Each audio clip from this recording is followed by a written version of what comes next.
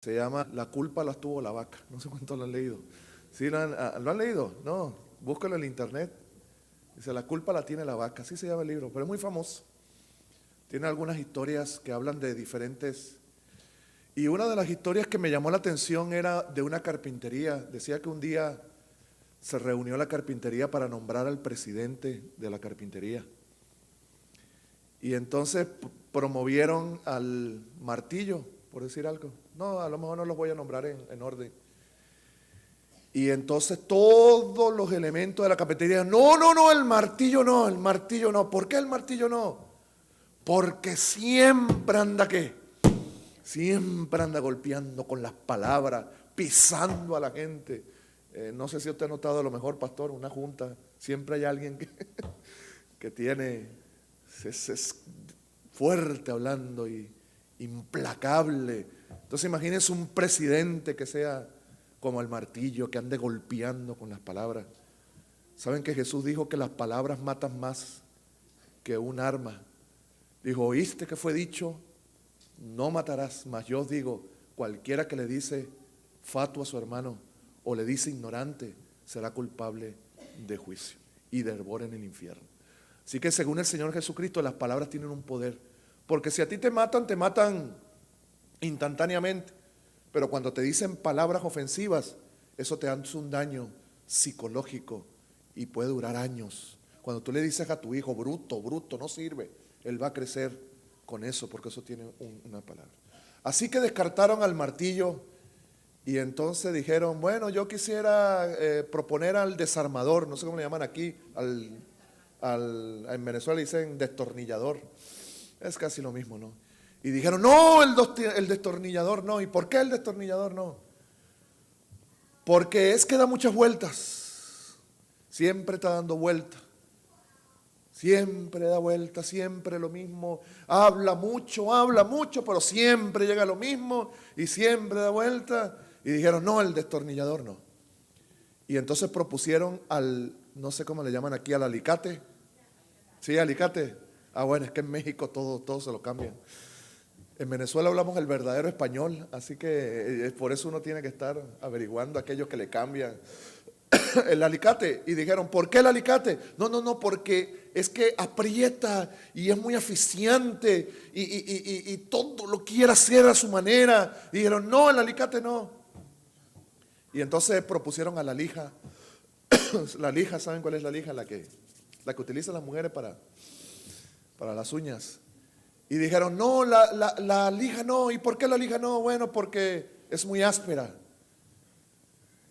Y así fueron nombrando hasta que en ese momento entró el carpintero y empezó a hacer una mesa muy bonita. Y entonces agarró el serrucho y empezó a serruchar. Y agarró el desalmador y empezó a unir las piezas. Y agarró el alicate y empezó a hacer algunas cosas y hizo una mesa muy bonita. Entonces el escritor dice que la realidad de la iglesia muchas veces puede ser así.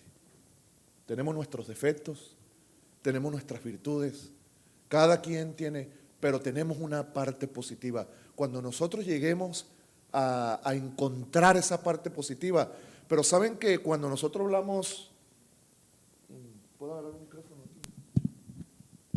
Okay. Cuando nosotros hablamos de unidad, generalmente la iglesia hace algunas cosas para la unidad, ¿verdad que sí? ¿Qué actividades hacemos para promover la unidad? Lo que estamos haciendo después de las conferencias abajo promueve la unidad, ¿verdad que sí? En la comida, pero no es suficiente, no es suficiente.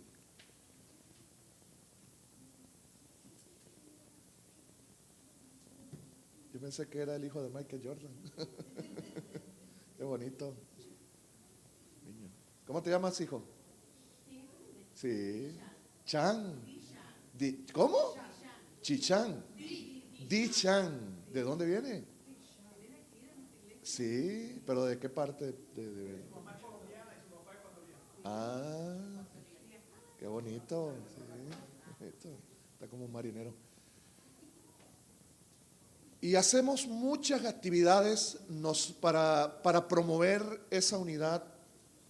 Porque saben que fue un deseo del Señor que ellos sean uno conmigo, así como tú y yo somos uno. Pero saben que el apóstol Pablo, y ahora voy a entrar en punto, el apóstol Pablo me habla de la verdadera unidad. Porque cuando nosotros nos reunimos a comer, sí se promueve la unidad, pero no es suficiente. ¿Cuántas comidas hemos hecho y todavía a lo mejor tenemos algunas diferencias, alguna manera de pensar?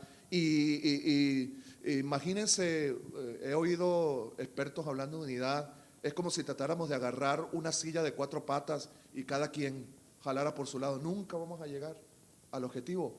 Y no les estoy diciendo que esas actividades son malas, no, son muy buenas, pero no es lo que Dios quiere.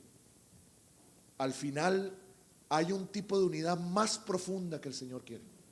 También al hablar de unidad, la unidad no solamente, no todo el tiempo es positiva, porque yo me puedo unir con un grupo de hermanos para sacar al pastor. El pastor dice, ¿verdad que sí? Ese tipo de unidad. Así que hay muchos tipos, pero yo voy a leer un versículo donde Pablo me dice cuál es la verdadera unidad que el Señor está buscando. Siempre me gusta hablar de algo un poquito diferente para que nosotros podamos meditar, porque muchas veces nosotros nos conformamos con venir a la iglesia, cantar juntos y decimos que ya hay unidad en la iglesia. No, tiene que haber unidad de pensamiento, tiene que haber unidad de acción. Entonces yo quisiera que buscáramos Efesios capítulo 4, versículo 3, y ya ahora vamos a entrar en el centro del pequeño tema, que me quedan 5 minutos. Wow. Dice, vamos a leer a partir del versículo 1 de Efesios 4. Yo pues, preso en el Señor, os ruego que andéis como es digno de la vocación con que fuiste llamado, con toda ¿qué? Humildad y mansedumbre. ¿Qué más dice? Soportándoos con paciencia. Miren que anoche hablamos de la paciencia. Los unos a los otros en el amor. Y miren lo que dice el versículo 3, es donde lo quiero llevar. Solícitos en guardar la unidad de ¿qué? Del Espíritu en el vínculo de la paz. Fíjense que Pablo me llama ahora de la unidad ¿en qué? En el Espíritu. Esa es la verdadera unidad que el Señor está buscando, la unidad en el Espíritu. Y yo les pregunto, ¿cuál es la unidad del Espíritu? A ver, doctor, usted que es preparado y lo que hemos conversado tiene un conocimiento profundo de la Biblia, ¿qué es unidad en el Espíritu? ¿De qué está hablando Pablo? ¿Qué diferencia tiene con la unidad que nosotros promovemos en las comidas, en las actividades que hacemos, en los sociales? ¿Qué diferencia hay entre una unidad así y la unidad del Espíritu, que es el vínculo de la paz?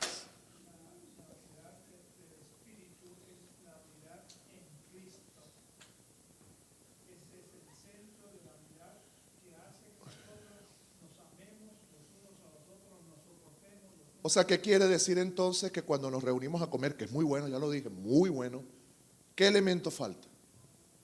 ¿Vamos a llegar a la unidad ahí? Tiene que haber alguien que engrane, ¿verdad?, todas las cosas.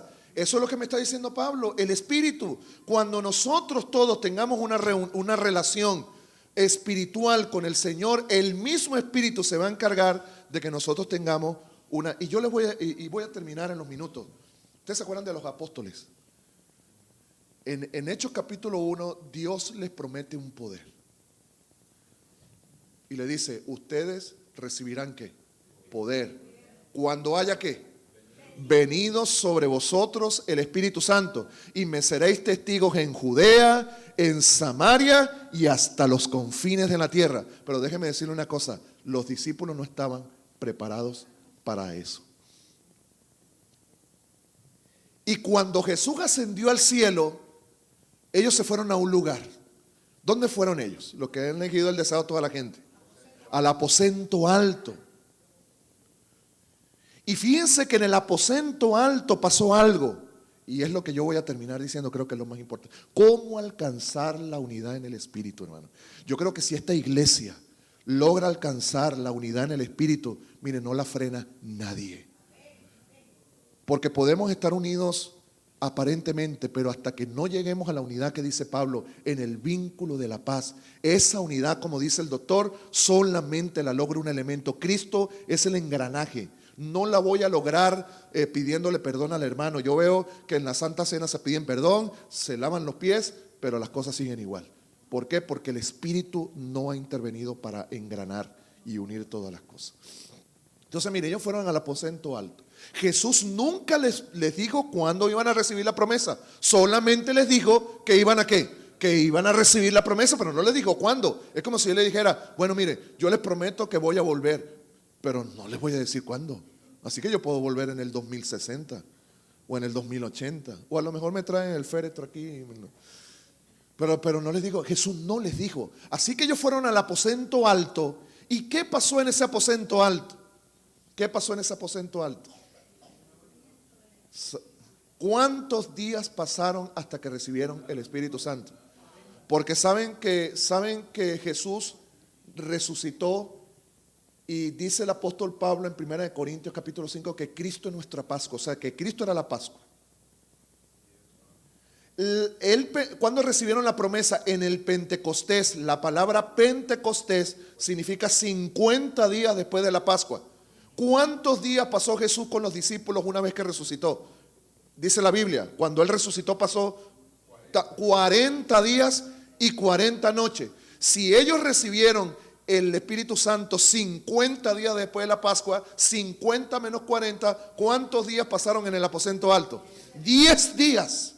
Y pensar que ahora oramos 5 minutos, el predicador se tardó 3 y ya ando con las rodillas. Imagínense qué pasó en esos 10 días. Ahí estuvo la clave para recibir la unidad en el Espíritu. Yo les traigo una cita del Espíritu Profecía. Miren, lamentablemente hay iglesias ahora, movimientos que están denigrando el Espíritu Profecía, pero miren, qué bendición es cuando uno lo sabe utilizar. No es que va a ser el centro, yo tampoco estoy de acuerdo que la predicación pura Espíritu Profecía, pero nos ayuda a consolidar lo que la palabra de Dios dice. Eso es lo bonito. Dios fue tan bueno que nos dio un refuerzo.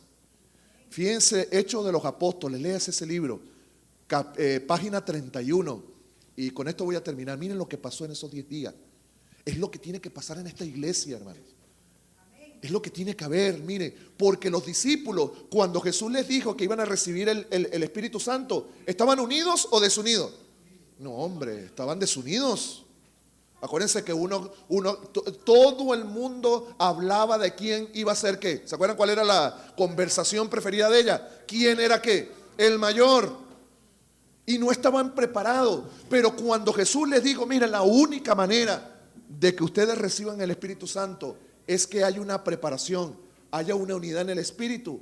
Y hasta que no hubo esa unidad, ellos no recibieron. Por eso pasaron 10 días. Porque acuérdense, a ellos nunca se les dijo que iban a recibir el Espíritu Santo 10 días después. Nunca. Pero miren lo que pasó en el aposento alto. Hechos de los Apóstoles, página 31. Para aquellos que quieran leerlo más profundamente. Miren.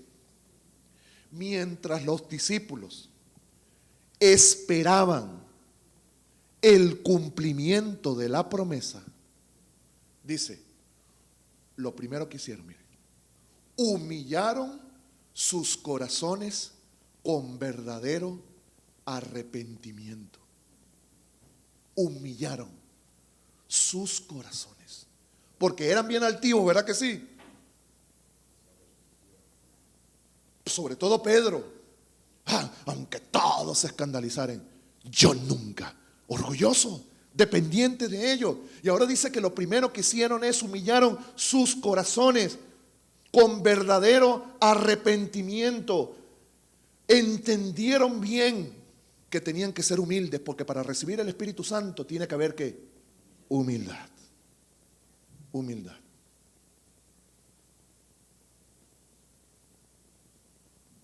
Porque si yo no soy humilde, el Espíritu Santo dice que mi poder se perfecciona ¿en qué? En la debilidad.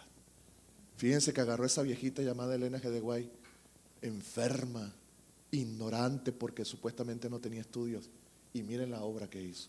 Dios se perfecciona en la humildad y en la debilidad. Primero. Segundo, confesaron su incredulidad Antes creía que sabían todo, pero ahora dijeron, mire, realmente nunca entendimos la misión del Señor. Reconocieron que necesitaban más conocimiento, que necesitaban más contacto con la palabra, así que confesaron su incredulidad.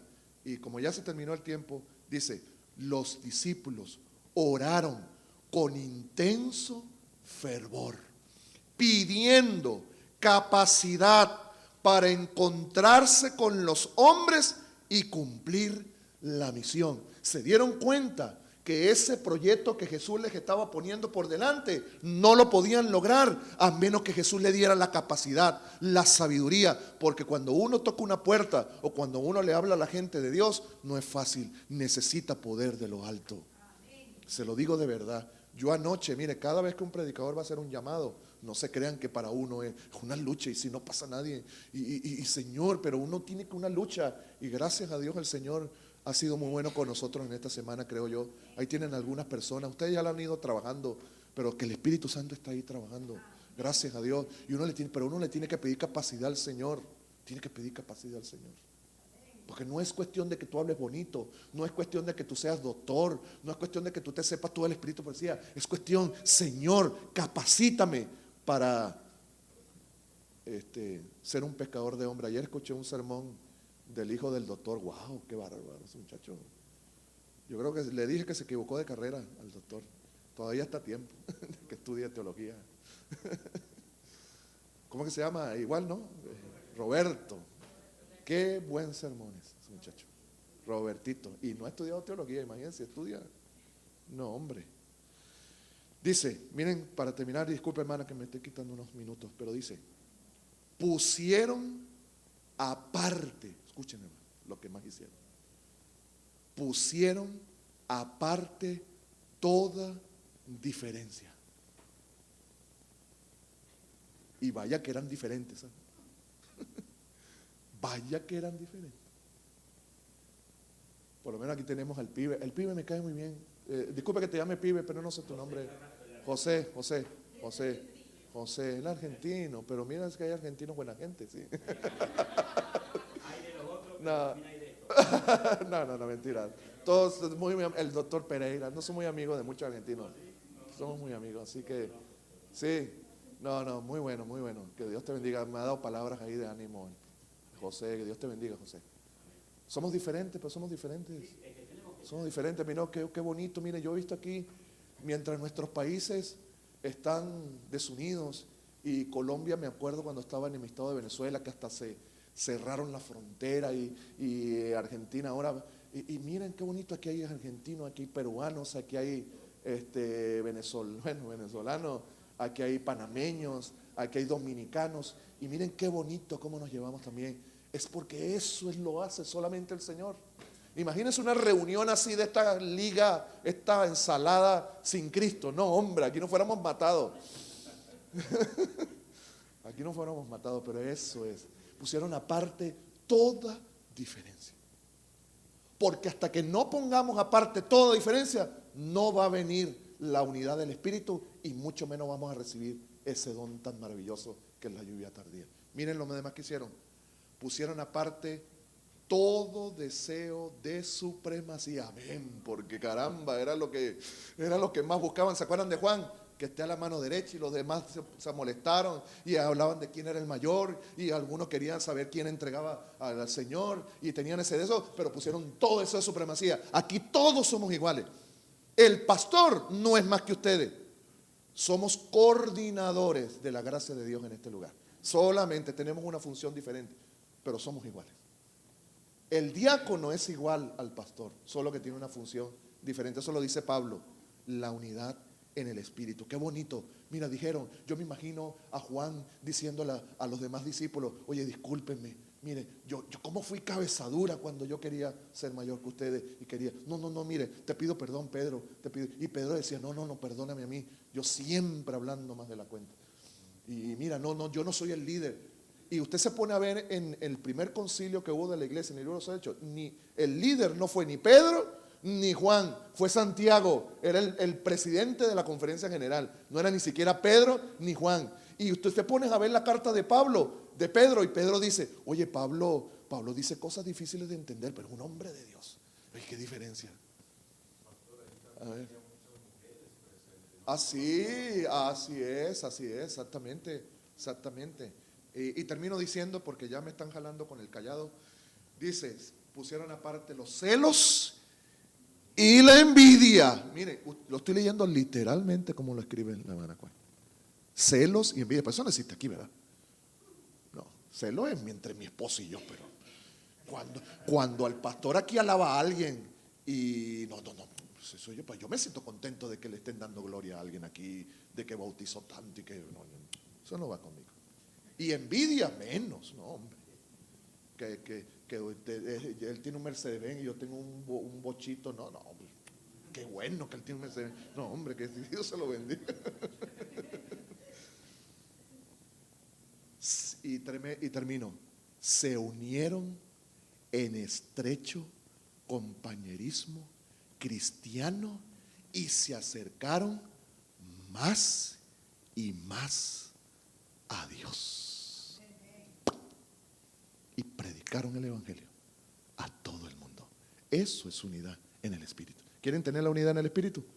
Cumplan esto y seremos fortalecidos, y esta iglesia trastornará este lugar para honra y gloria a Dios. Que Dios les bendiga y Dios les guarde.